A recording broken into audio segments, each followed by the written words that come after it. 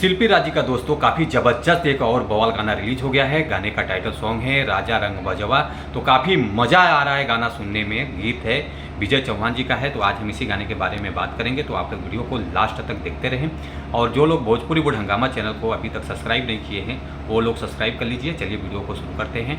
नमस्कार दोस्तों, मैं हूं सतीश। आज के इस वीडियो में हम जानेंगे शिल्पी राजी के एक और नए और सुपरहिट गाने के बारे में। गाने का टाइटल सॉन्ग रखा गया है राजा रंग बाजवा। काफ़ी हिट गाना है और इससे लिखे हैं विजय चौहान जी हैं और गाने के म्यूजिक डायरेक्टर हैं विकास यादव जी हैं और डिजिटल हैं ग्लोबल म्यूजिक जंक्शन है और डिजिटल मैनेजर हैं PKS डिजिटल प्राइवेट लिमिटेड है। गाने को रिलीज करके एक दिन हो चुके हैं।